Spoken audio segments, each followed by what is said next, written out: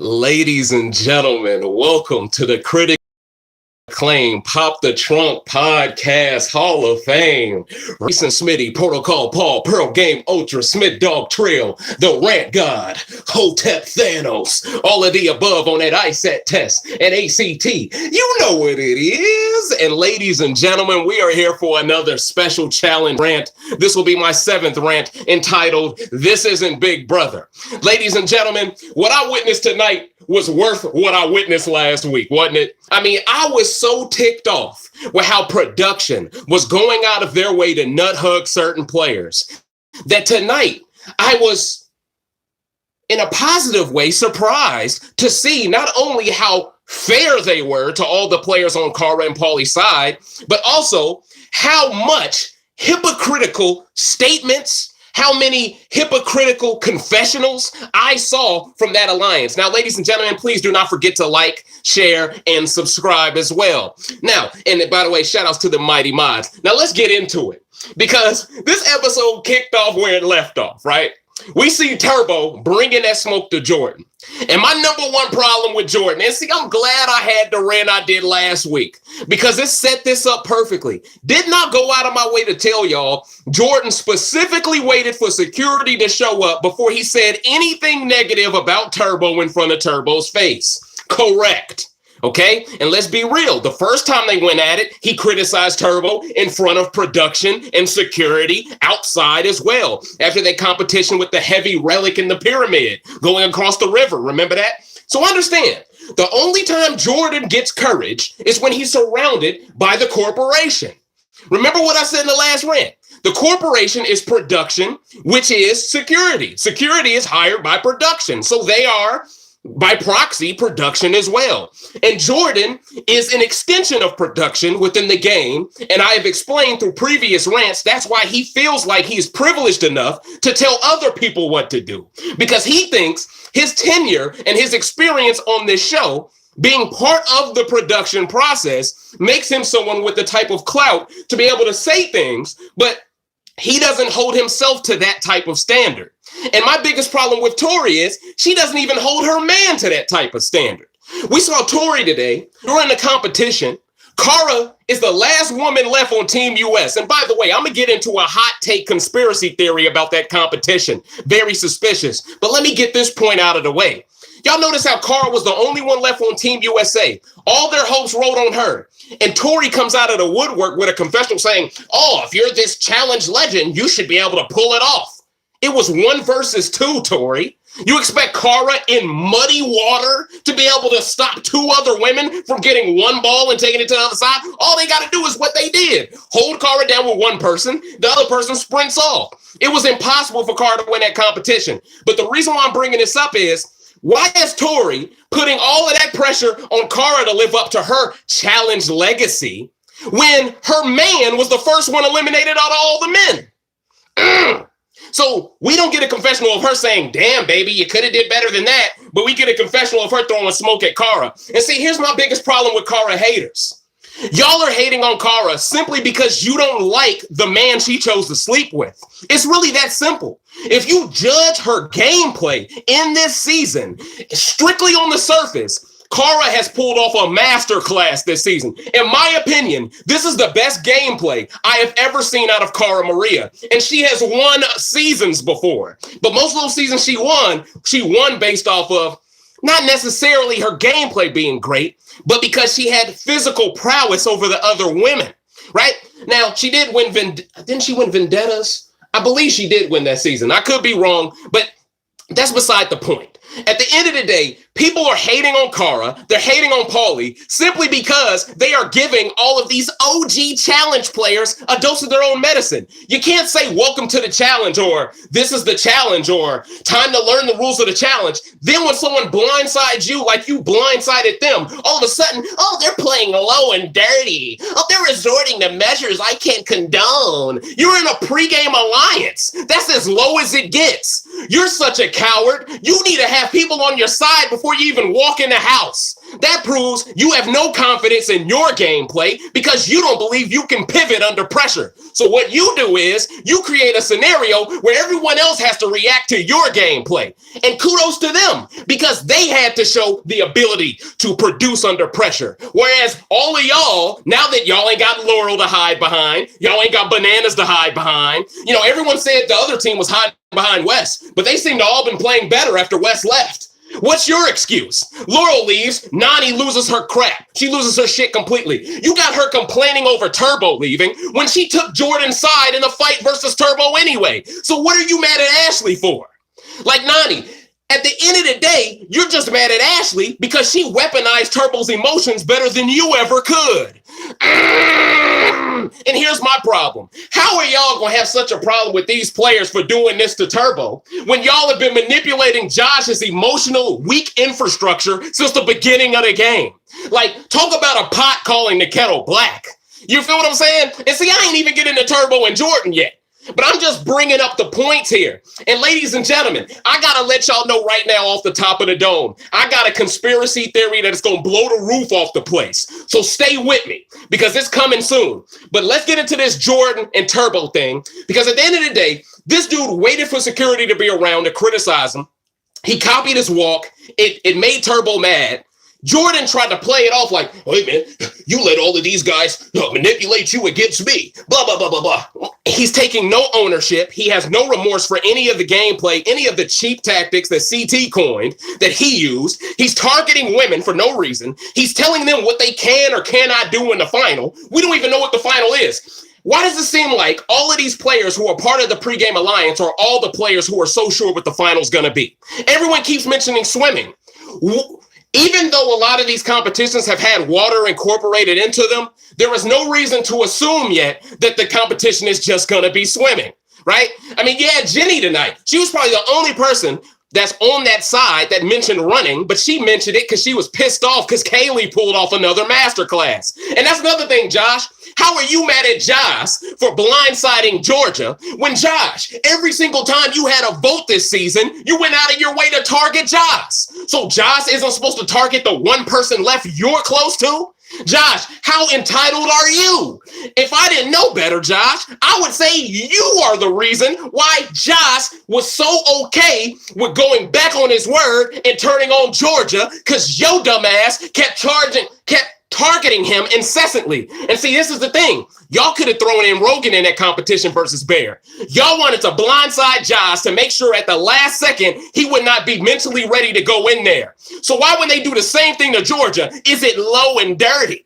See, y'all can't answer these questions because y'all are just production pets. That's what it is. Somebody hits you with your own medicine without production's help, and you have the nerve to say they're playing dirty? In my opinion, that's a clean gameplay, but it's just a masterclass because they didn't need someone with a camera to help them. Meanwhile, y'all got people with cameras helping y'all, probably giving you inside information from rooms you weren't even inside of. And then this gets me into Cara. I mean, not Cara. This gets me into Nani. Nani. For you to be so mad at Leroy, okay? What's Nani's biggest problem? Oh, Leroy's abandoning me. I've known him for 10 years, and he's just going to do me like this? The only reason why you care so much about what Leroy's doing now is because Turbo is gone. And at the end of the day, she's only imploding. Really think about this, ladies and gentlemen. Nani doesn't have a single girl in the game she could really confide in because you got Tori, always being the bodyguard for Jordan. So that means Nani doesn't have anyone to confide in from a female perspective. So all she can do is run to the next guy to protect her because there is no bananas. So that's the number one reason why she's mad. But here's my problem with Nani. She goes off on Leroy. And by the way, Leroy, this was the greatest episode I've ever seen from you, my guy. But let's really get on Nani here. Nani, you're in the hallway with Leroy, eavesdropping on a conversation happening between Zach, Josh, Tori, and Jordan. Now, Nani, why didn't they include you in that room before they had that game talk? Why aren't you holding it against them for having game talks without you the same way you're holding it against Leroy? See, this proved to me Nani is full of crap completely because she does not hold that group of four to the same standard she holds all these other players. And see, that's the thing. Nani, Leroy, he tried to give you a get out of jail free card. He tried to give you the ability to pivot with him on the other side, on the winning side. But you're so stubborn and you're playing such a personal game because you're mad someone was able to get to Turbo better than you could with less of a relationship with him. So now you made it your personal goal to work against them, even if it cuts your own head off in the process. See, that's not smart gameplay, Nani. That's not smart gameplay. And that's my problem with Nani in a nutshell. She has the nerve to speak about what Leroy is doing, but Leroy is with Cam. Nani, last time I checked, you ain't in his bed. Last time I checked, you ain't flirting with him. Last time I checked, the only thing that connected y'all together was bananas. If we was playing Ultimate Team, you would have the same nation as bananas and he would have the same league as bananas. That's some FIFA talk right there. But my point is, if y'all were connected together, it would be no link. Bananas was the one that linked y'all together because he had the same nation as one of you and he had the same league as the other. Okay? You're mad because you expected Leroy to be a follower again.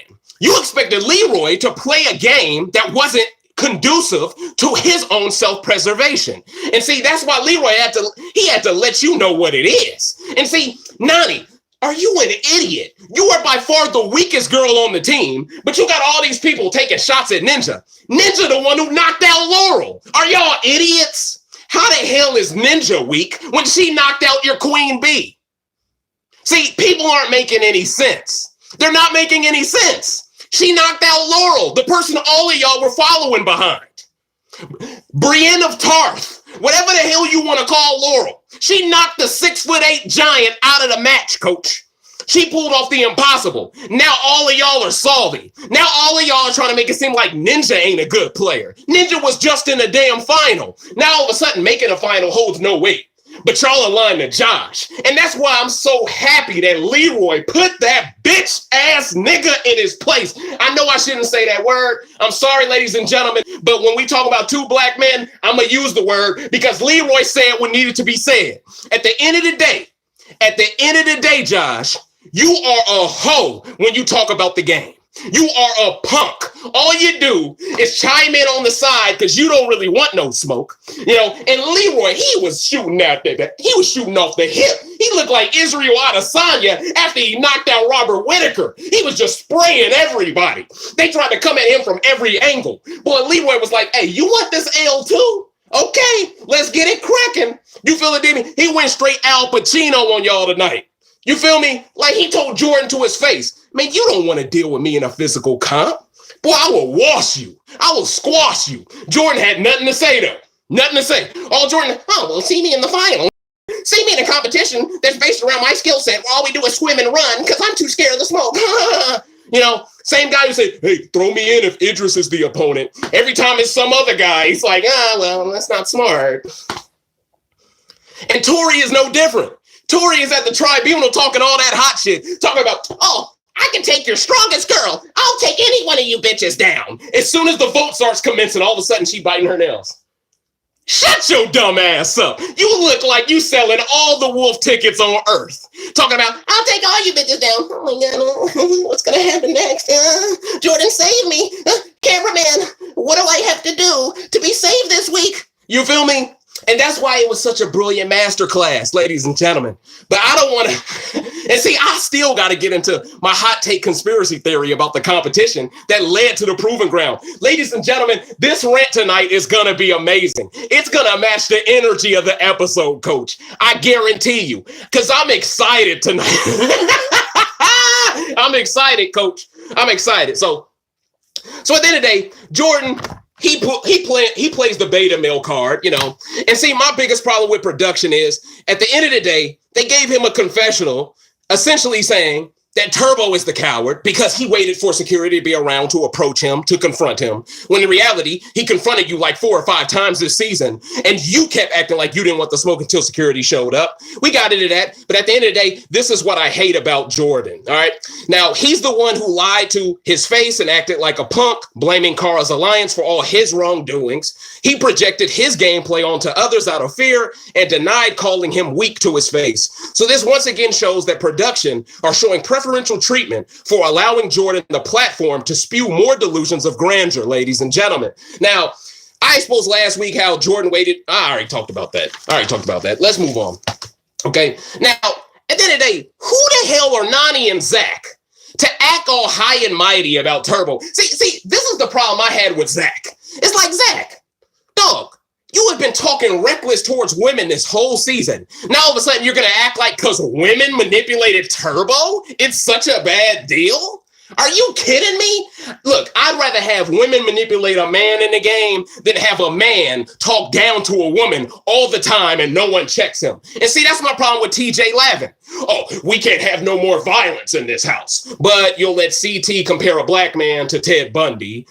You'll let two entitled white guys talk trash to a whole bunch of women of color and no one checks them for it. You know, all of these things are fair game for some reason because they're pets. But the minute someone who isn't a pet does something, oh, they got to get shipped out. That makes all of y'all look bad. Whether you are co-signing it or enabling it or you're just a bystander, it makes you look bad. Because if you don't hold everyone accountable at each competition after they do something that's off kilter, then at the end of the day, you shouldn't speak up at all because it's just showing what side you're choosing. All right? So that's what's really real. See? But let's continue. So at the end of the day, Nani and Zach have manipulated Josh the exact same way to get Wes out earlier in the season. Why is it okay for them to do it with a pregame alliance, but it isn't okay for Cara, Paulie, and Ashley's side to do it? Especially when Jordan disrespected women and Turbo. Wes didn't disrespect anyone but Josh, but they still ganged up on him and said, welcome to the challenge to the other players. Why isn't it just a standard challenge move this time? This shows how hypocritical and entitled their pregame alliance truly is, ladies and gentlemen. See, I'm backing all of this up with facts. All right. I ain't got time for the nonsense this week. I really don't, coach. All right. Now let's continue. Now, Nani was destined to lose her mind after Turbo got eliminated because she has no allies in the game. I basically mentioned this, but my note taking seems to be very good. So I like to recite it sometimes. Now, Leroy, my fault. Because she has no allies in the game with Leroy flipping besides Zach, Josh, Jordan, and Tori. Now, notice how there's only one woman on her side. Tori is busy protecting Jordan like China defending Triple H. So Nani has no woman to vent to. But she backed herself into a corner by fighting with every girl on the other side of Team USA. Leroy pivoted. Nani was too stubborn to pivot and deserves her bad spot in the game, ladies and gentlemen. And see, that's my biggest problem with Nani. She has no social awareness to know that she put herself in the position she currently is in because she chose to follow Tori and Jordan to the end of the world. When it all comes down to it, they're going to have each other's back, Nani. But who has yours? Zach don't got your back. He don't want no problems with Jenna after this season. If he gotta cut you, he gonna cut you. And honestly, Jordan, you better watch your boy Zach, because this episode specifically, in my opinion, Zach has a huge boner for Tori. In my opinion, I don't know if y'all are noticing what I'm noticing, but he always has some slick, flirty stuff to say about Tori when she's doing something. And see, if that's my man's and he keep giving my girls compliments that are unwarranted, we're gonna have a conversation. Because I feel like deep down, you wish you had her over Jenna. Now, this isn't me trying to start friction between the two. But if something does happen between them two in the future, just know recency bias radio when Dave Smith said it first. But let's continue. Now, so like I mentioned, Nani was destined to lose her head, mainly because she is someone who was part of a huge pregame alliance and she thought she had this season in the bag. She thought she would be a walk-in to the final. She thought her alliance would never target her because she's by far the least threatening out of all of them. But that's what makes you an idiot, because your pregame alliance should have people you should have people more threatening and less threatening than you, because then you're not the perceived layup, but you're the perceived layup because all the people you are around can run miles on in. Meanwhile, what can you do, Nani? Like Nani came at Cara at the tribunal talking about, oh, you hate yourself. That's why you're playing the way you're playing. Newsflash, Nani. Cara is playing arguably the best game she has ever played. If self-hate makes you play that well, all y'all need to hate yourselves on that side. Let's keep it a bean tonight. She's a hater. So you gonna use self-hate as the reason why Cara is outplaying you? Then what's your excuse since you love yourself so much? Why you so bad at the game? See, her excuses for why she's falling on her face, they ain't adding up. They ain't adding up. And frankly, she just looks like a toddler who's throwing a temper tantrum. That was my crayon, mommy. Yeah, just throwing her fucking rattles around the house, banging against walls, going into her little toy chest, throwing action figures and wrestlers across the room. She looks like that right now. She looks like someone who was promised some things with the pregame alliance and it ain't came to fruition. So now she's throwing a temper tantrum. And boo-hoo. And for all the people that support Nani through thick and thin, y'all need y'all heads examined. Because I saw people last week, and shout out to Alex Kidwell, because he agreed with me on this. I saw people last week trying to act like Nani somehow had Turbo's best interest when she was by the pool with Zach, with Leroy, and I believe she was with Jordan as well, admitting that Turbo was in the wrong and Jordan wasn't. So which one is it? How does Nani somehow have Turbo's best interest when she's clearly taking Jordan's side over Turbo? See, you can't have it both ways, but this once again proves there's a lot of people that don't understand strategy that watch the challenge. They just watch it for the drama. They think they're experts because they have watched a lot of seasons, but I'm someone who can break down the metagame of any reality show. So when you look at me and then you look at them, it's like, bruh, I can make these people look like dwarfs. I can make them look like ants because intellectually, they don't even know what they're watching because they're fooled by the edit. You feel what I'm saying? Whereas someone like me, I can decode the edit. I'm their worst nightmare. I'm a mismatch for these people. But let's continue. So Nani is such a coward. She's scared to confront a girl without backup, but claims she would wrestle a teammate in the competition. That sounds stupid, Nani. If you're all about making sure Team USA is preserved after Turbo leaves, why would you wrestle your teammate in a competition like this, where clearly you could be in a situation where it's 2v1? That just doesn't make sense, Nani.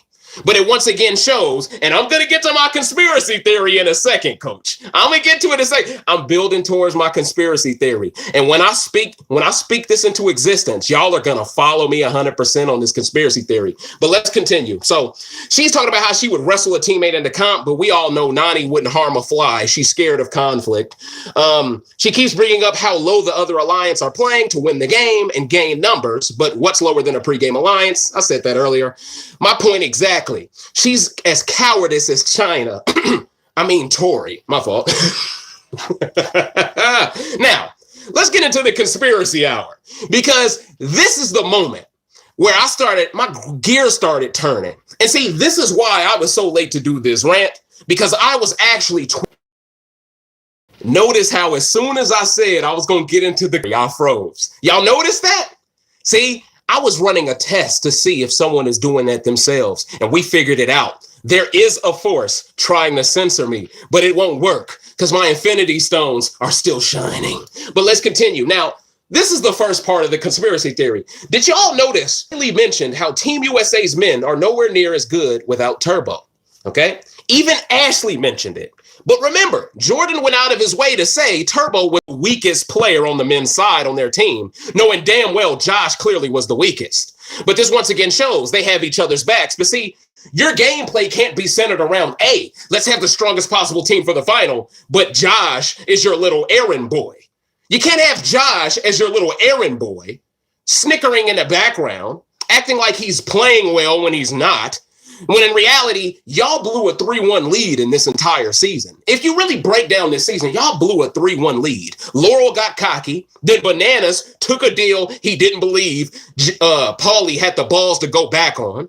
And from that moment forward, it's been a slippery slope because Team USA has pretty much dominated the comps. They picked off most of the dead weight on Team UK, which would make you think they would perform well, but it hasn't helped them really perform well. And this goes perfectly into my conspiracy theory, ladies and gentlemen, because I'm going to explain to you why it was rigged for Team UK to win tonight to preserve Georgia and Jenny, but it backfired. And see, this goes back to my entire thesis of how Cara is playing a masterclass game. But let's continue, because we're going to get into that in a second. Now, think about it. TJ made it a random draw who competed in this competition. That was the first thing that had me going, wait a minute, that's a little bizarre. You mean to tell me this team has been getting destroyed this entire season? They lose a teammate in Turbo due to disqualification, and now all of a sudden y'all want to do a random draw? That don't even make sense. Y'all should have did a random draw a week ago when they had Turbo then. This was them trying to protect the women on Team UK, because there's clearly tons of more women on whose side, ladies and gentlemen? Team USA, Paulie Cara. So think about this for a second, ladies and gentlemen. What better way for production to have their cake and eat it too than for them to force feed who the players are in the comp? We have no way of knowing if the names that he selected out of that bag were the only names in that bag. We don't know, because all he did was pick those names out. We didn't see nothing else, right? And guess what? He never picked Paulie's name. And Paulie is the one guy who would have made it his personal goal to make sure Team UK lost this competition. Hell, I think he was the one athlete with any incentive to win this comp. Because understand, this is coming off of 2 weeks where essentially Jordan has been a punk to his own team. And when Jordan has admitted he wanted to get thrown in to flip to Team UK. And then this happens to be the same episode where his girlfriend flips to Team UK. Understand, ladies and gentlemen, production wanted this outcome, but they didn't want Georgia to be the innocent bystander. They didn't want, well, she wasn't innocent though, let's be honest, but they didn't want her to be the casualty of war. So it's funny, Georgia wants to call Kaylee a cow. She's a cow. No, you're the cow, casualty of war. Bars. But let's get into the conspiracy theory even deeper. So at the end of the day, he made it a random draw who competed in this competition, right? Now, my conspiracy theory starts with TJ, production, and Jordan all working together as soon as Turbo left to make sure Team USA lost to protect Georgia or Jenny, mainly Georgia, though, because she's the Apex Productions pet from a female perspective. Now, they wanted to protect Georgia from having to possibly face Jenny during this week's women's elimination. They knew if Team USA won, most likely it would be Georgia versus Jenny. Georgia had no shot against Jenny. At least with Team UK winning, they thought there was a chance that Team UK would make sure Georgia would never go in. And this is why Team UK, specifically Theo, Georgia, and Jenny, worked so hard to go, hey, us three should be the tribunal. Did you notice that? Did y'all notice that? That was the giveaway. See, if they weren't so thirsty to make sure all three of them were part of the tribunal, then maybe this theory doesn't hold up. Maybe it doesn't hold water. Maybe it doesn't hold weight. But the fact that all of these perfect magical things happen at once, on top of the fact that all three of them tried to volunteer to not only be speaker, but the other two pieces of the tribunal, shows that all of them were in cahoots with production to make this happen. But here's the problem. You need majority rules to decide a speaker. So they couldn't decide on them as the speaker, which led to Kaylee being the speaker. So we would have never got the great blindside that we got tonight if production, TJ Lavin, and Jordan allegedly had their way. Y'all can't tell me this conspiracy theory ain't holding up, because I think it's on point. It's on point.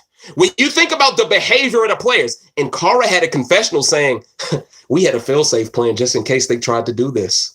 You feel me? Once again showing Cara has this game wrapped around her hand, and not in a way that is negative, in a way that is positive, because she is planning for every single type of tragedy. Maybe that's a wrong word, but she's planning for every type of bad karma that gets sent her way. You know, I'm sure Cara and Paulie assumed there was a high percentage chance Team US, more specifically, certain members within Team US, would try to throw that comp to Team UK to try to skim some of the pieces off the top of Team US. So what better way for them to counteract this than to just talk to Joss and Rogan off screen and go, hey, look, if they try to do this, y'all need to make sure Kaylee is the speaker. And since Kaylee was never part of a tribunal, along with Jenny, it worked out perfectly, because all she had to do was pick Jenny and then pick Joss. They have 2-1 majority, and they got it. But see, this shows how much smarter they are than Georgia, Jenny, and Theo. Because if Georgia, Jenny, and Theo were smart, they would tell Theo, hey, you don't got to be part of this tribunal. We just want to make sure us two ladies are safe. So how about us two, we're part of the tribunal, and we allow someone like Joss to come with us. We still have the 2-1 vote. We still get who we want thrown in. Everything works out the way we want it to. But y'all wanted to be selfish. Y'all wanted to control the narrative completely this week. And only a production pet would try to have that much control. See, I'm really breaking this down. This is probably my best challenge rant. I don't want to toot my own horn, but the way I'm breaking this down through freestyle and notes, I think this is an argument that can't even be refuted at this point, the way I am putting it all together. Like, at the end of the day, the random draw kept Paulie from competing, who would have wanted Georgia or Jenny gone. Also, most of the women in the game are on Team USA's and Paulie's alliance's side. In other words, production tried to rig this to get out either Ninja, Cara, Ashley, or Cam this week. Okay? So I want y'all to understand something. There's going to be a lot of people in media, a lot of people on the internet acting like this wasn't a masterclass of a play for all of these reasons. But when you stack up all of these reasons, combined with the fact that TJ created some random ass, let's pick it out of a bag. This ain't no power of veto competition. And see, this is another reason why I call this rant. This isn't Big Brother. Because y'all tried to rig this like Big Brother. Y'all tried to turn this into Rig Brother, coach. Welcome to Rig. Welcome to Rig Brother. Welcome to Rig. You feel it, dig me, coach? You feel me? I'm a human being. I'm a human being. All right, let's keep going. All right, man. All right, I already mentioned that. I don't even know why I took a note on that. Now, Tori throws subtle shade at Cara by saying if she's this challenge legend, she should be able to win the final round. But it was a 2-on-1 in the mud.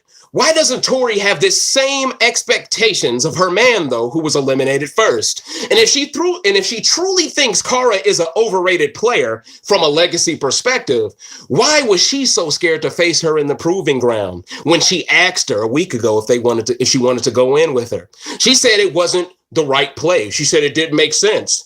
It's because China is shook. And then tonight, she says, I'll take down any one of you bitches. I'm going to go after the strongest out of all of you. Soon as all of them leave the table, soon as they leave the picnic table, what does she tell the tribunal? I would like to go against Ashley because she can swim. Oh, you don't want no smoke from Cam. You don't want no smoke from Cara, right? You want to go for little old Ashley. That let me know, Tori, you're a coward. You're a coward, B. You're a coward. Not saying Ashley is an easy out, because she's won multiple seasons. But ladies and gentlemen, understand, if she truly meant what she said when she said she wanted the toughest girl possible, Ashley's not the toughest girl possible. Cam has already eliminated Tori, I believe, in a proving ground competition before in the past. So if she truly felt like she wanted the toughest, she would pick the person who's eliminated her in the past. She would pull a Kyle and say, throw in Theo. So she would say, throw in Cam. But she didn't want the smoke, which I'll give her credit for because it shows she's smart enough not to be completely delusional. But at the same time, it shows that the little soundbite she gives for TV, they conflict with her actions within the game. So can you really trust anything she says through confessional if the things she says outside of confessional even conflict with her actions? I'm once again breaking it down even further, bruh. She's full of crap. Now, Team UK wins this competition and begins arguing over who should be speaker. Now, this is essentially what I already got into with the conspiracy theory, but Theo, Georgia, and Jenny were entitled enough to think they would all be the tribunal. I didn't understand this. This is 2 weeks removed from y'all saying, you're up there, us. You're up there, us. Now we're just supposed to give you the keys to the kingdom? Like what? Huh? Like, and see, this goes back to what I said. Y'all should have just said, hey, how about me and Jenny? How about we be part of the tribunal? One of y'all join us, right? At least then it would look less direct. It would look less thirsty. Y'all made it look so desperate. Y'all like, no, it has to be all three of us. And by making it all three of us, if I'm honest, if I'm one of the three of you, I would say, which one of us do none of us trust? Because it shouldn't take three of us. And that was bars, but accidental bars. That's what Thanos does. But anyway, let's continue. Now, so they're entitled enough to think they should all be part of the tribunal. Cara has a confessional proving they had a fail-safe plan in place just in case Team UK had won. Once again, proving Cara is playing a fantastic game, but her haters only focus on her showmance instead of applauding her individual masterclass. And see, are y'all connecting the dots here? Why does it seem like all the players who had a huge coming out party and proved to be better players than they've ever been from just a strategic standpoint aren't invited for 35? Isn't that weird? I think it's weird. It's almost as if they got rid of all the people who have the ability to swing the game in an unexpected way. And then they bring in all of these new people. And see, that's my problem. You should want all those new people to be on a season where anything can flip, anything can pivot. Because in my opinion, And now this is just my opinion. This is just recency bias ratings opinion, but I'm sure the family agrees with me, MTV. This is one of your better seasons of all time because of how unpredictable things are. The minute you try to make it more predetermined to help your pets, that's the minute you lose viewers. Why would you want to shoot yourself in the foot like that? I'm just warning y'all. Look, y'all got a power vacuum right now. Y'all got some infinity stones because Big Brother is trash. That shit's canceled to a lot of black folks right now. Don't mess this up. Because Leroy right now is looking like one of the most woke dudes in challenge history. Okay? Woke. I mean, I've never seen Leroy just dispose of people. Though he was, everyone's trying to take shots at Ninja. He's like, man, look, how can we even discern who the weakest girl on this team is? And he even went out of his way to protect Nani, even though we all know Nani was the weakest in the first place. And Nani still, hit dogs gonna holler, right? That's the phrase we use in the hood, right? When somebody who is paranoid that they are being subliminally mentioned when it's not even about them. And what does Nani do? She stands up and she starts going at Leroy. And she went at him at the tribunal as well, which made him stand up. But at the end of the day, Nani, he didn't vote for you, which Leroy mentioned. He didn't even mention your name as a weak individual. But for whatever reason, because you know deep down you have nobody and you know that makes you weak, that's what makes you extra sensitive to everything he has to say. And you're just butthurt that he did the pivot you should have did. And if it wasn't for all of the bridges you burned earlier in this season, being Banana's little puppy, let's really talk about it. Maybe you would have been able to do the same things. And that's why we got to give credit to Leroy. Leroy saw the terrain, and instead of him getting credit from all these players like Jordan, who would have definitely did the same move if he was in the same position, let's be honest, Zach would have did the same move if he was in that position, let's be honest, but because they burned all of those bridges with all of those girls who make up the majority of that side on Team US, they can't make that move. But Leroy can because of his connections to Cam. So they almost resent Leroy for the fact that he jumped off the burning car. He jumped out of the burning car and they're left to basically be wasted on GTA 5 and explode. You feel what I'm saying? They're mad at him for self-preservation.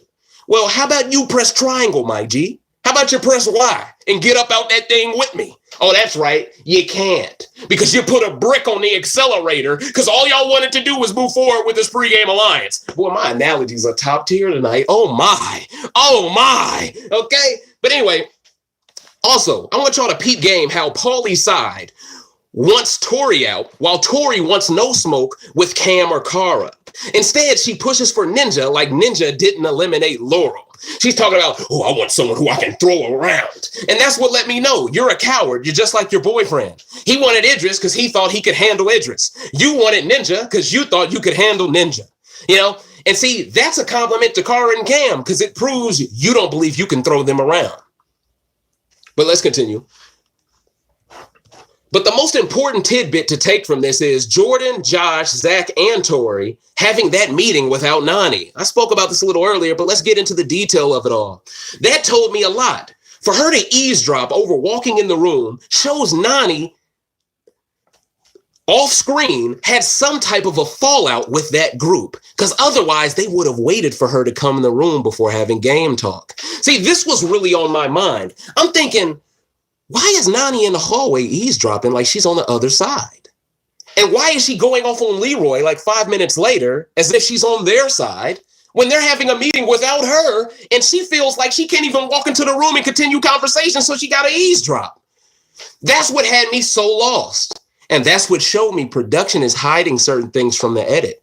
They are hiding all of the lowlights of these production pets. They're hiding them.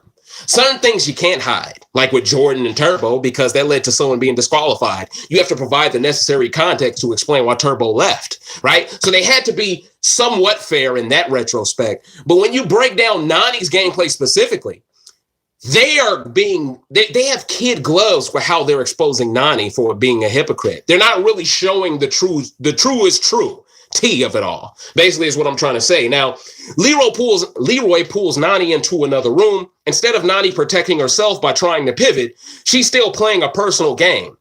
The same game, the same people she says she is loyal to disrespected Turbo, the guy she claimed to be closest to.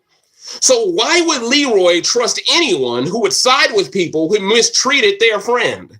This was on my mind as well, ladies and gentlemen. Why should Leroy trust you moving forward, Nani, if you can so easily go up to Turbo, whisper in his ear sweet nothings about how he's being manipulated, only to attempt to manipulate him back to your side, and now you're mad at him, when in reality, the only thing that linked you to him was Bananas. Bananas is gone. He's pivoting, and he's actually offering an olive branch to allow you to pivot, but you are so stubborn, you refuse to. But you have such a warped mindset, so much delusion in your head, you think Leroy is against you simply because he made the right move for his game. He's not against you. You're making it that because you don't want to do what's best for yourself, because you're up Jordan and China's ass. You're up the ass. You're up the ass. That's your problem.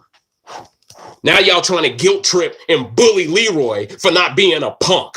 He ain't built like y'all. That brother from Detroit, he from the D, coach. He ain't scared of none of this stuff. And that's why I was so impressed with him, man. He told Zach, like, dog, you ain't done nothing in years. Jordan, I will wash you. Hey, Josh, bro, all you do is gossip like in the background like a girl. This ain't Big Brother. Like, he went off. And he even told Josh to his face after the competition when they was walking back in the house. He even told Josh to his face, man, you shouldn't even talk, dog. You the weakest dude in the house. That had me rolling. I was like, damn. And it's true. Like, Josh, you should be shutting the fuck up right now. You're by far the biggest layup from a male perspective in the game. Last thing you need to be doing is not pivoting, but you burnt too many bridges as well. See how that happens, Josh? See, you put yourself into this corner, and that's why Leroy went out of his way to say you are a hypocrite too, coach. You feel it, dig me? You feel it, dig me? And see, that's what's so brilliant about this episode. It's so brilliant. At the end of the day, everything these people are complaining about, they did in the first 3 episodes themselves. It's like, oh, now it's wrong. Get the fuck out of here. Now, why would Leroy trust anyone who would side with people who mistreated their friend? And why does Nani think everyone owes her loyalty, but she doesn't even trip when her own alliance has game talk without her? Nani won't keep that same energy with them. So I agree with Leroy 100%. Nani is batshit crazy. You know, if everything is about people owing you loyalty, then why when those people was in the room, why didn't you have a problem with the disloyal way that they had that game talk without you? That was disloyal. And when you think about the fact that clearly Team UK won that competition and Nani clearly is the weakest girl, you would think they would want to include her in on that conversation to make sure they have her vote, which they ended up having anyway. But Nani, you're the person most people would have thrown in if it was all about keeping the team strong. So why aren't you suspicious that the same people pushing the narrative of keeping the team strong aren't including you on the team talk? This shows me Nani doesn't understand the game. She doesn't. She's just somebody who understands how to produce an episode. She don't understand the game. Because if she understood the game, she would take some offense to that. At least she would take more offense to that than what Leroy did. Leroy is back with his ex-girlfriend. You're really mad at him for that? What are you doing for him? See, this is irrefutable. You can share this with all the Nani super fans you want. This will debunk all of their theories, debunk all of their talking points, because they don't have no talking points, because they don't understand the game. They just like how she looks and they have a crush. And see, it's got to be that, because it can't be her gameplay. Now, let's continue. Tribunal happens and all hell breaks loose when Leroy votes for Tori. Now, this was funny because Jordan had this idea that, if we could get everyone arguing with each other, we could make them rattled enough to not be able to decide on the same person. And as long as we get one person to sway away, it's at least a tie. If we get 2, we have majority and we save Tori, blah, blah, blah, blah, blah. So Jordan thinks he can pull this off, right? And that's what makes this even funnier, because production gave him those confessionals. You know, they're dick riding him even more. But the thing that's so funny about it is they chose to put that in, even though he didn't get his way, which makes him look like he fell on his face even further. But I mean, this is hilarious. So Leroy, he votes for Tori, okay? And this starts a pendulum effect. Now everyone's mad at Leroy. Oh, Zach is like, man, you trying to, and you got Josh talking about, Cara, you trying to weaken this team. You went after West, dog. Josh, you the weakest dude in the game. You weakening the team is the best move for your game anyway. So what are you mad about? Like, see, Josh doesn't make any sense, dog. He's just a puppet. He's just a puppet.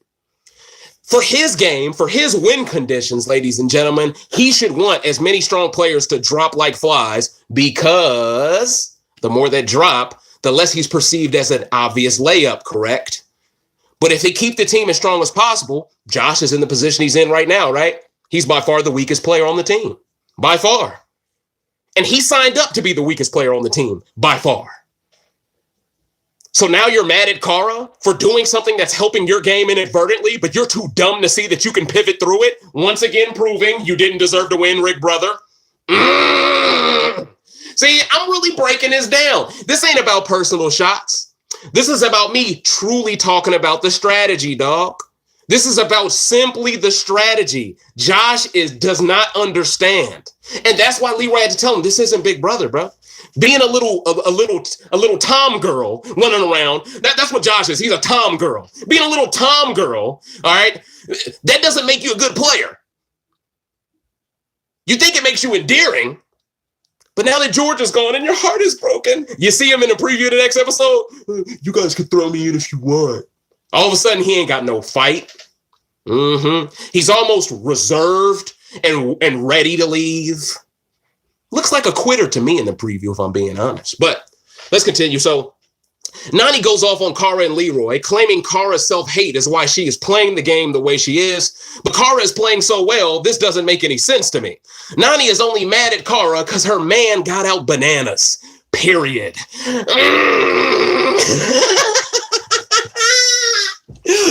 And see, that's the reason why George is mad at Kaylee, because Kaylee was with Bear. See, all of these things are necessary to remember from the edit because it proves why Georgia was so butthurt. But see, if she was with Bear earlier in the season, why did you expect any loyalty from Kaylee? Georgia, you're the dumbass. You should have expected this from her. But once again, you're a production's pet who thinks you're going to get your way. And that's what makes Kaylee so smart, because y'all three tried to be the tribunal. That got deaded immediately. Kaylee becomes the speaker, and then she catches you lacking. And you crying before it's even time to compete, showing us all why Nicole's your best friend. Like I said to everyone previously in previous rants, you ain't that different from her. That's why you was crying when she was quitting. And that's why you was crying quitting before the comp. Boy, we really talking about it tonight.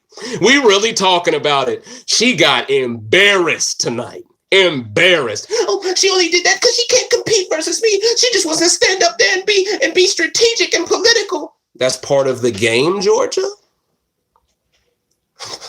Whose man's is this? Like, what the fuck? You just want to play well and you don't want to compete. Yeah, a person who's playing well doesn't have to compete. Isn't that the argument Jordan was making with Turbo? Didn't you take Jordan's side versus Turbo, Georgia? Now all of a sudden, you not down with that? Get down? You're full of shit? You're up there, us?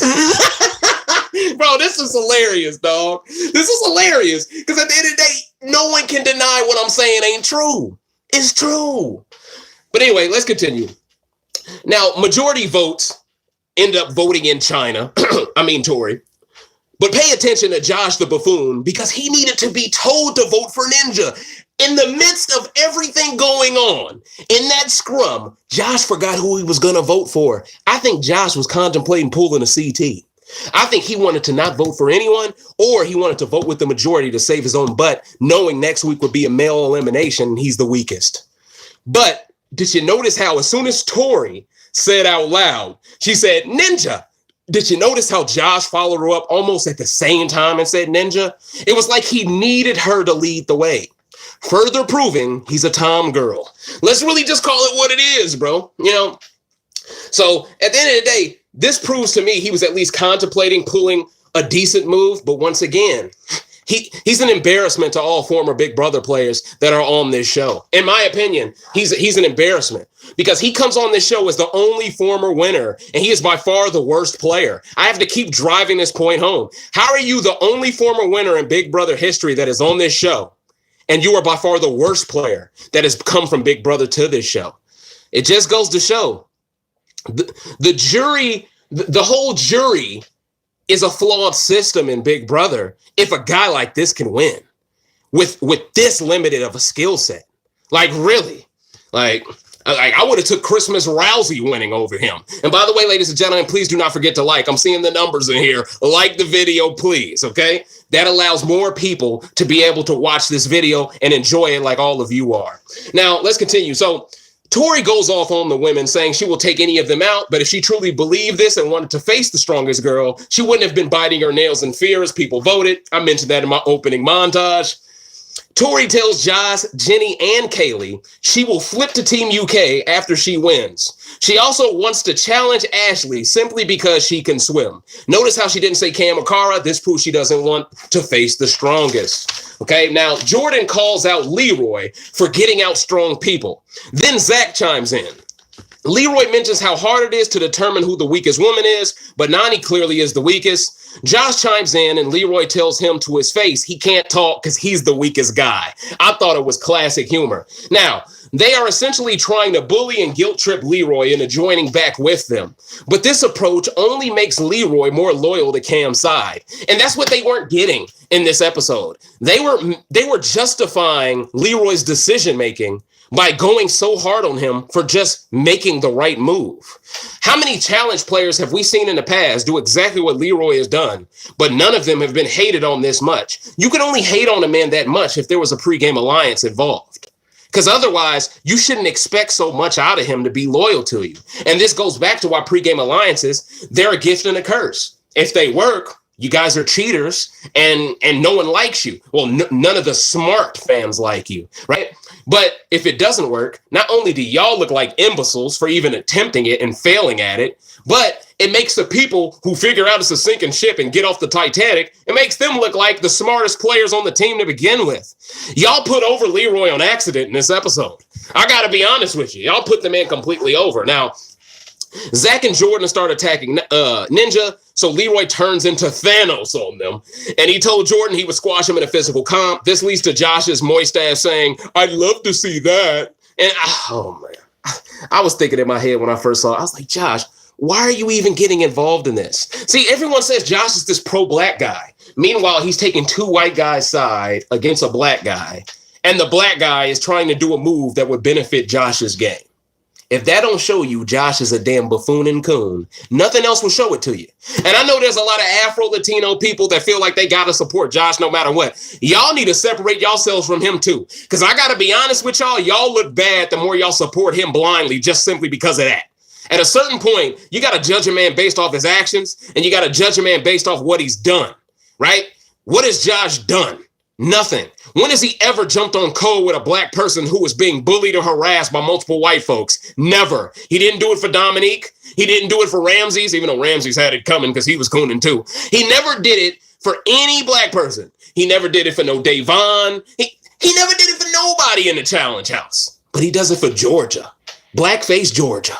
Oh, I'm going to do it for her. Huh? Because I want to prove to the world I'm hetero. Right? Like, come on, man. Y'all got to hold this man accountable like y'all would hold any black man accountable.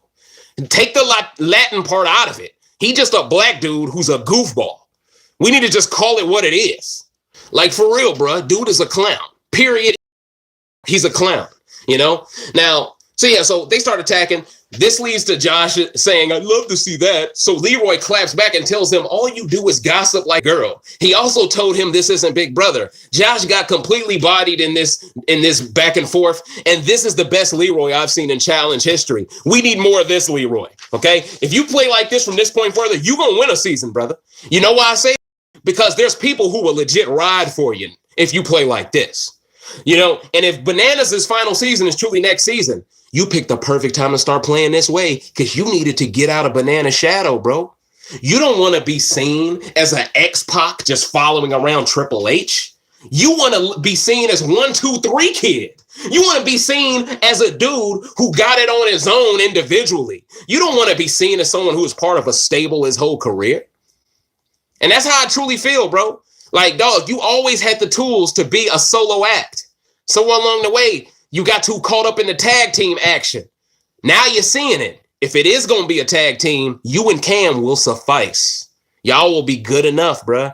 And Cam, she did enough things behind the scenes in this episode to show me, oh, she's much smarter than she used to be. Cam used to go at it with people all the time. Now she's much more refined, a lot like how Ashley is. And that's why that Cara alliance is so good.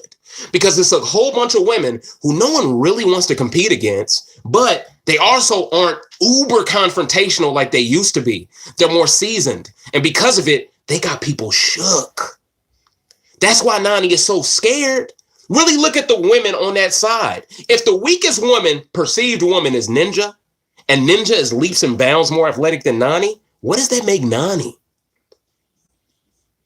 Nani is on the Esther tier, if anything. I gotta be honest. Let's just really keep it a bean tonight. Now, Team UK agrees on voting at Ashley. Jenny votes for Ashley. And this leads to one of the best scenes of the night, because everyone, based off the edit, assumed Kaylee would just go with this. Because at the end of the day, there are people basically saying that if you vote in Ashley, rule out the BAM, Tori will flip to Team UK. So, but if you put yourself in Kaylee's shoes, who's close to Cam, who's close to Leroy, who just flipped on Jordan and Tori, why would that benefit her game to have Tori come to their side? It doesn't make any sense. You know, I mean, and at the end of the day, getting rid of Ashley is a number on Cam's side. Kaylee shouldn't want that.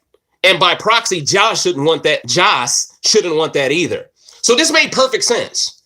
And because it made perfect sense, it really exposes how dumb Georgia, Jenny, and Theo are to not see it coming, because it made perfect sense, right? But they thought, no, with Team UK, it's all about the final. Hey, man, listen, I don't care about the final if I can't make it to the final because of your snake ass, Georgia, all right? We need to get rid of the people who make sure I won't make it to a final, so I'll at least be there. Then we'll figure it out from that point further. And plus, y'all don't even know how the final's going to be conducted. Everyone's just assuming it's going to be based on this or that. It's only going to be one winner. Y'all not splitting that money amongst 4 people, right? Meaning, at the end of the day, coach, y'all shouldn't be playing for the final at this stage of the game. Y'all should still be playing with the same hunger y'all played with a couple of weeks ago, which is why it was a masterclass. I must say this over and over again, all right? So Kaylee ends up pulling the trigger and blindsides Georgia. Then it comes down to Josh, who I've explained through great detail why this move made sense for his game, based off of the fact that Georgia's pregame alliance, which included members of Team US, which also included Josh, tried to blindside Josh over Rogan. So it's an eye for an eye, and crybaby Georgia got sent in, coach. CBG got sent in. Now, Georgia is crying in a confessional before the competition, proving she is no different from her friend Nicole. She takes shots at Kaylee, calling her a cow, but at the end of the day, she's the casualty of war, like I said earlier. So, you know, this is the pot calling the kettle black there. Even Jenny says Kaylee can't run for 2 days. Like, that matters. Like, and I love the fact that Kaylee was saying, hey, it's a game. Y'all got played. Like I loved it. The fact that she said, it's a game. Y'all got played. The game continues. You feel me? Like Kaylee done got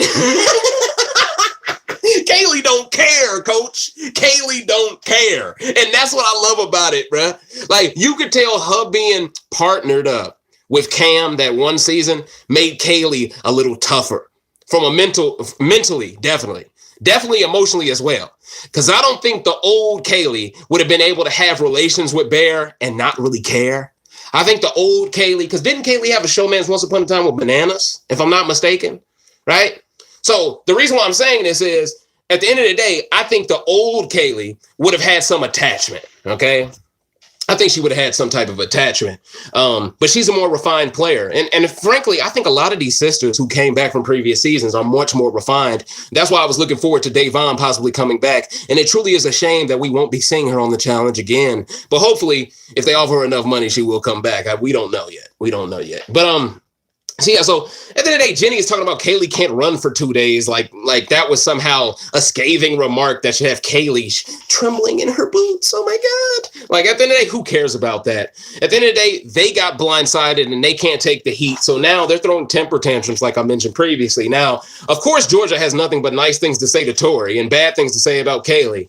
Georgia is butthurt Kaylee got with Bear and got her out in the same season. When you take that into account, Kaylee, she really everything about you, she exposed, Georgia. She exposed your relationship as being a fraud, right? By showing she could get in between it so easily without even trying or having any emotional attachment. Then she proved she could outthink you, outmanipulate you, and blindside you right after you assumed you and your two buddies would be the tribunal. Further proving that she outclassed you in more ways than just two, more ways than just three. She outclassed you 360 degrees. And I think that's why you're so mad. And I think that's why you called her a cow. Because if you don't know what that really is referring to, you know, women back in the day used to call each other heifers. Essentially, she was trying to call her a slut by calling her a cow. Let's really just break this down. You know, so a black woman blindsides you and you call her a hoe, essentially, when you're the girl who keeps going back to the guy who's playing you? Things that make you say, you know what I'm saying? But that's my thoughts on that. Now, Josh claims his heart was broken by this blindside. Georgia ends up competing in somewhat of a physical puzzle competition. She loses. Neither one like completes it perfectly, but it was a time limit on it. Tori ends up winning it, eliminating her. But at the end of the day, what did Josh expect? You know, did he really expect Josh and Kaylee, two people who are working very close with Cam? Okay. Did he really expect them to just throw up Ashley and do your team a favor, Josh? So y'all could have equal numbers to the other side and it could be 5v5 heading into next week? How would that make any sense for Josh's game? And with Tori flipping to the other side, at the end of the day, they lost their strongest girl on Team US, meaning, in theory, it would be harder for them to win the competition. But the only way Team US doesn't win competitions going further is if TJ Lavin tries to rig it with more, let me pick your names out of a bag. That's the only way, y'all. Otherwise, they're too strong. They're too strong. You feel me? If they would have suited all of their best men to go against all the men remaining on Team UK, they would have got their doors blown off on Team UK. Don't get the game twisted, y'all. Don't get the game twisted. And quite frankly, if Josh is telling people to throw him in, it's fairly obvious, in my opinion, that Team US is going to win the next competition. Because those are the only people that would have a true beef with Josh enough for him to say, just throw me in, right? So that's what I think is going to happen.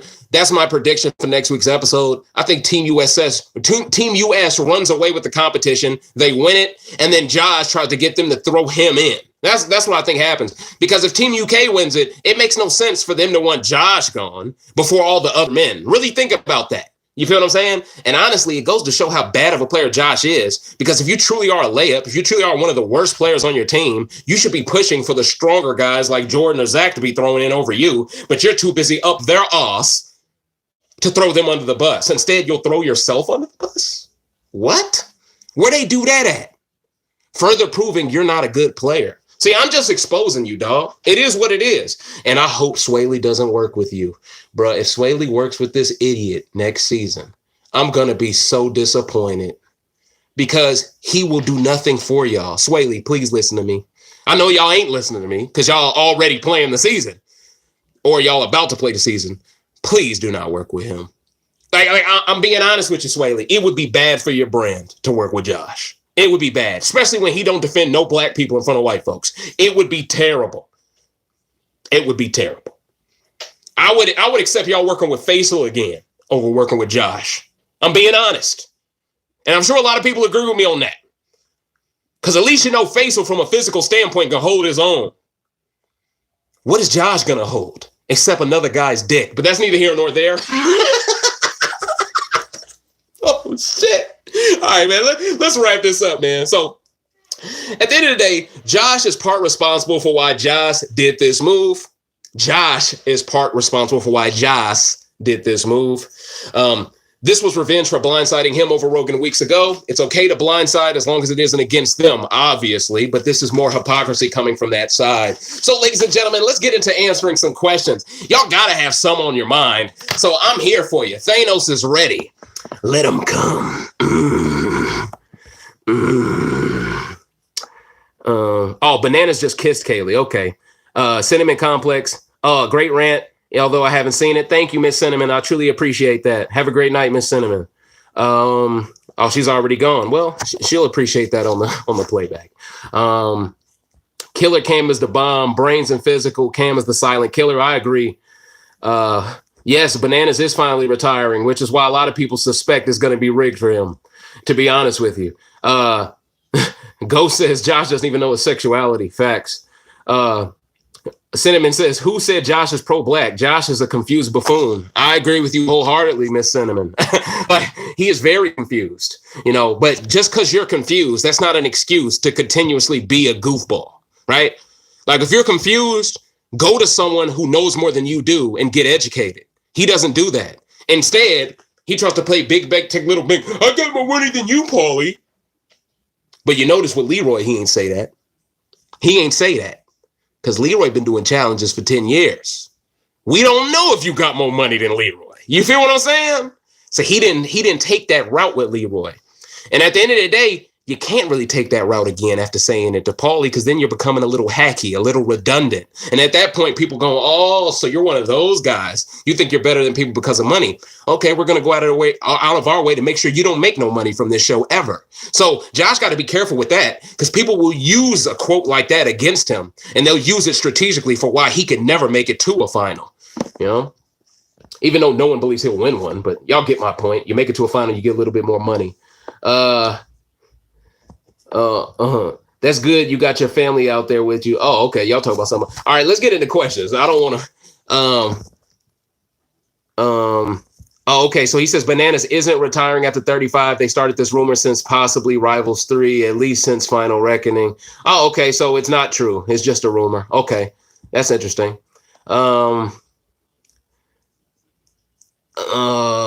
How did Turbo get disqualified? I don't want to watch the show anymore. Okay, I can answer that question, Mr. Nagate Ali.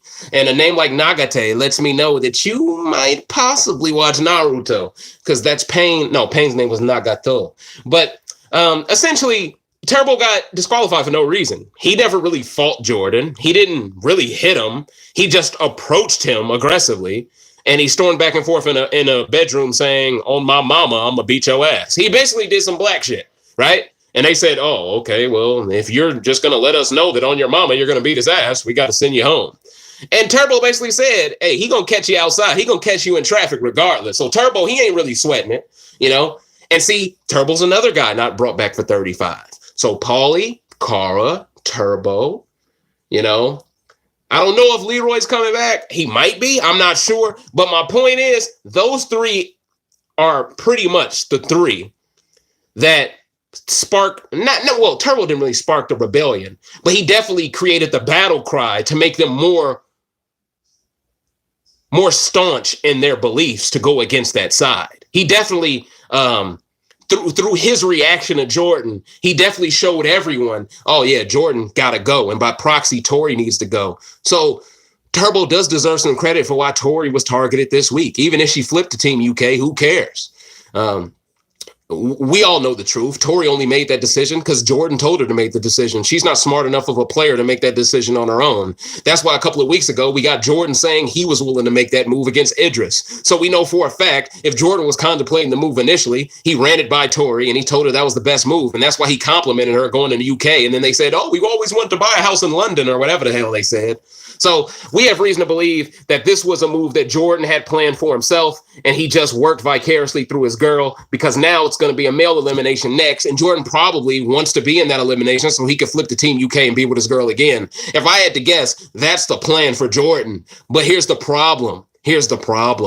They're going to most likely, they're going to go after Jordan.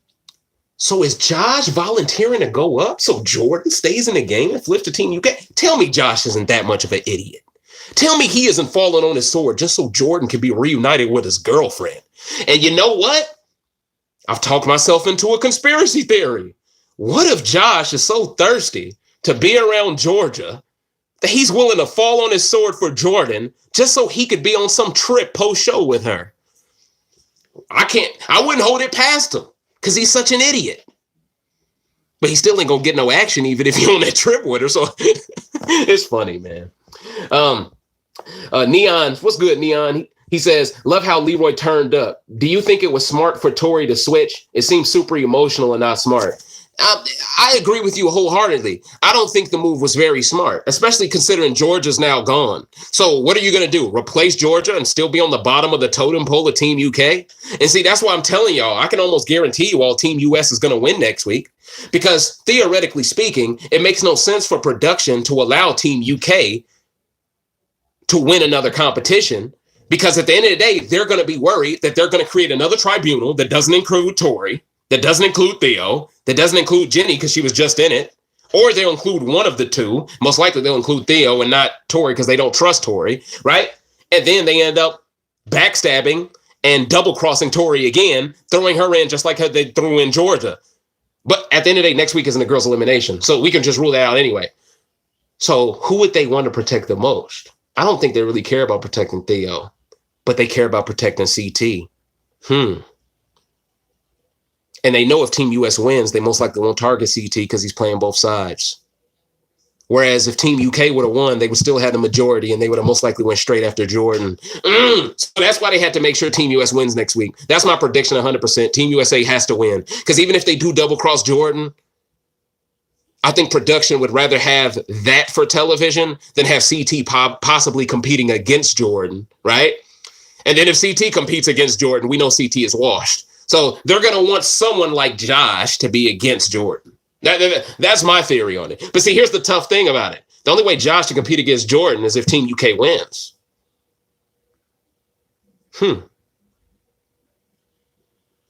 Wow. Now, this is tough. You know what? Maybe Team UK does win it next week. Because Josh is such an idiot. The only person I can see him fall on the sword for is Jordan, because Zach has punked him before. Maybe it is a little closer on who wins, but I still take Team US. I still would bet black on Team US. All right, let's answer some more questions. See how Zach didn't come at a guy? Oh, yeah. When Leroy was standing right there, Zach didn't talk none of that hot shit, boy. A lot of the stuff Leroy was saying, Zach didn't want no smoke with that. He didn't. He really didn't. And see, I think a lot of these cats know Leroy outside of the game. See, they know, oh, Leroy ain't the one to fuck with, right? And that's why they don't really say nothing about him. Oh, a super chat came in. Hold up. I apologize. I did not notice that, ladies and gentlemen. Let me scroll up and see that. Oh, it's Miss Selena. Thank you, my mighty mod. She says, thank you for all that you do, making my Wednesday nights entertaining, King. Well, thank you for all that you do, Miss Selena. I truly appreciate it. I truly do. All right, let's get to answering some more questions, ladies and gentlemen. I already answered that. But yeah, so at the end of the day, Neon, I don't think it was smart for Tori to really switch. At the end of the day, she didn't really have a choice. But here's my thing. You can't say that you'll take out any of these chicks, and then the minute you take out Georgia, you go, all right, I'm running. You know, like that makes her look like a total coward. And she really abandoned her man. You know, this is like China winning the Intercontinental title and then saying, nah, Triple H, I'm not into your pedigree anymore. You feel it? Dig me, coach? I want that Bronco Buster from X-Pac. Oh, that was an insider joke. I shouldn't have did it. Let me stop. Let's continue. Any more questions, ladies and gentlemen? Any more questions? It was just a rumor Devin started to get bananas rattled before they eliminate. Oh, okay. All right. Johnny asked the question, do you think Jordan is going to throw the next challenge to try to get thrown into elimination and then win in turncoat? I pretty much said essentially that. I alluded to that. I think Jordan 100% wants to flip to Team UK with Tori, because at the end of the day, he's going to want to run the final with her. And if you look at the people on Team UK, they got Jenny, right? That's another strong competitor. And Jordan has been pretty much disrespecting all the women on Team US the whole season. Only person he hasn't disrespected is Nani, but Nani was the weakest one out of all of them, so he couldn't disrespect her because he needed her number, right? So, hell yeah, he's going to flip. Hell yeah. At least that's what he wants to do. And he's already told us. They've already planted the seed, you know, the red herring, if you will, the foreshadowing, if you will. They've already showed us that's clearly on his mind, ladies and gentlemen. So I 100% believe he's going to try to do that, coach. Let's see if there's some more questions. Nagate says Jordan is so trash as well. How much are they really making to be doing all of this? They look so different on their Instagram, so I really don't know. I'm not sure. Miss Kennedy says thoughts about Corey, Anissa, Tori. Hall on 35. I rock with Anissa the long way because she's from Chicago. Corey used to have a showmance with her, so that'll be interesting to see if they can work together in any shape or fashion. I might be mistaken, but isn't Anissa married now? So she shouldn't be looking to have any retribution or vengeance or anger towards Corey if she is married. And we know Corey is with his lady, who I won't speak on. But in terms of Corey's gameplay, I think Anissa, she'll be fine because at the end of the day, Nani's coming back. She'll most likely work with her. They'll most likely work with Jordan and Tori. You know how it's going to go. You know, Laurel isn't coming back next season, I believe. So at the end of the day, you can just pretty much plant Anissa in Laurel's spot. He is domineering, or intimidating. But at the end of the day, though, she's going to be that number to replace Laurel on that side. But in Corey's case, you know, the last time we saw him, you know, he hit Tony with the craziest F5 I've ever seen in challenge history. So hit that man with a German suplex, coach. You know, definitely call it the Wharton suplex. You know what I'm saying? Hit that man with the no, let me not even get into that. But at the end of the day, he definitely cleaned that dude out. So he's coming into this season with a little bit of a, you know, fire underneath his belly. You know, he has another kid on the way. He should be hungry and he should be looking to provide.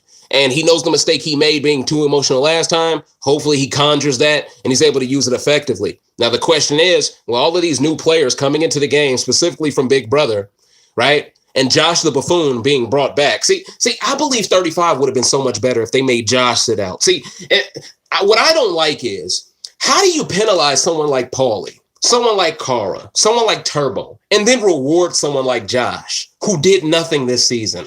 If you take the West Elimination Week out of this season, Josh has contributed to nothing. But somehow he gets brought back simply because he kisses the right people's ass. I don't think that is the right casting decision. I don't know anyone who views Josh as entertaining. The only thing entertaining about Josh is watching him play bad. That's it.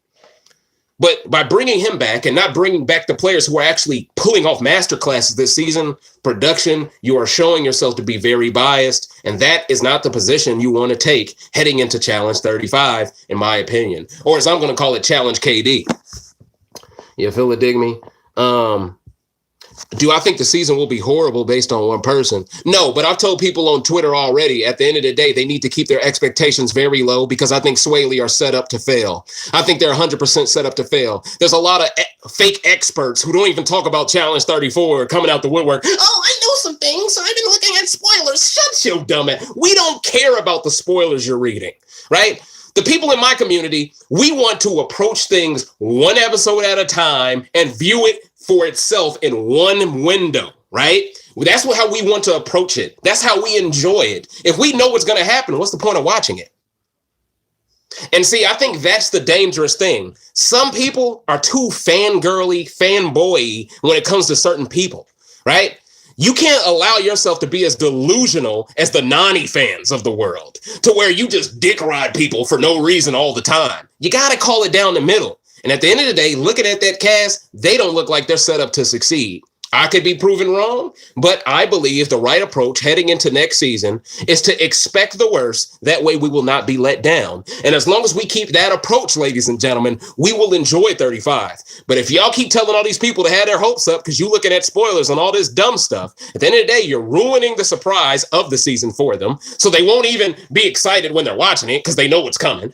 And then on top of that, how does that help the show? How does that help the show get better? By looking at spoilers. That's just how I look at it. You know, like if I know what's going to happen in a boxing match, I'm just going to fast forward to the rounds where someone got knocked down. I'm not going to watch the whole fight then, right? That's just human nature, right? We don't want to sit and waste time if we don't have to. And that's why I'm against spoilers. I'm not with it. And that's why I work so hard to give the notes that I give. Do y'all really think if I was predisposed to notes, to spoilers, I'd be able to take the notes I'm taking? No, because the notes I would be taking would be so predictable because they would sound like someone who's predicting everything 100% all the time because I'm looking at spoilers. I'm wrong times too. I'm wrong at times too. But that's because I allow myself to be wrong at times because I don't look at spoilers. You feel me? So at the end of the day, that's what I want. I want people to stop looking at spoilers. I want them to stop being blinded. And I want them to go into next season with low expectations. Is there any more questions, ladies and gentlemen? The challenge always brings the drama. Josh is low-hanging fruit. Absolutely low-hanging fruit. And by him being on that season, honestly, it sullies the appearance of Swaley, in my opinion. I mean, you look at a guy like Theo, his eyes messed up. He can't come back, right? So clearly they had to meet a certain black quota because there's certain people that aren't being brought back. But why did Josh have to come back? Like, really think about it. Like, he's only back to make sure Jordan has another follower. It's no other reason than that. And if you think Josh is going to be more loyal to Swaley than he is to Jordan, let's wait until next week's episode to see how he falls on his sword. Then we'll know for sure. But I'm willing to bet you he won't. Nagate says, what are your thoughts on how CT is acting and really turned out from the last seasons to this current season? He's actually quite disappointing. He's absolutely disappointing, especially coming off the Ted Bundy comments. For him to all of a sudden come out the woodwork and say, this is for all the fat guys out there. Oh, now you're trying to be this funny folk hero again. CT, you're habitual line stepping. You feel it, dig me? Like, you can't be a jackass on Monday and all of a sudden a good Samaritan on Tuesday. You need to pick whether you're a heel or a face. Stop trying to be a feel. You feel what I'm saying? Stop trying to be a haste. You know what I'm saying? Like I ain't got time for that. All right. And I think CT at the end of the day, he doesn't know what he wants to be because he's so busy playing double agent on all these players in the game. Now his confessionals sound like double agent work. Sounds like he's trying to play the people in his confessionals. Sounds like he doesn't know who he wants to be in his confessionals. And that's the problem CT has. I have a huge disconnect with him as a player this season because he's not making any sense. He has no continuity from a strategic perspective. Has no continuity. He admitted him and Turbo are playing similar games, but for the most part, he had Jordan's side in the Turbo thing, So it once again shows like CT is just full of crap as well, and he's over the hill. He needs to retire. Let's just call it what it is. He's over the hill because if production aren't going out of their way to allow him to get away with stuff like not voting so he gets no blood on his hands, crap like that. If they're not going out of their way to make sure, we're picking names out of a bag to make sure CT don't got to compete against real competition. If they're not doing all of these things to protect him, he's not even in the game this long. So at the end of the day, it is what it is. But ladies and gentlemen, this has been the 7th rant entitled This Isn't Big Brother. And I hope you all have enjoyed yourself. I am your humble host, Dave Smith, aka Rant God Thanos. Hotep Thanos. I hope you all have enjoyed yourself tonight. Please don't forget to like, share, and subscribe. And on the right side of my channel's page, click on that bell. That way you could be here with the most lit live chat in the challenge history, bar none. Once again, thank you to Miss Selena for the donation. I truly appreciate it. And I hope you all have a great week. I will see you all next Wednesday or next hump day. I hope you all have a great Halloween tomorrow. Stay safe and stay warm. Deuces.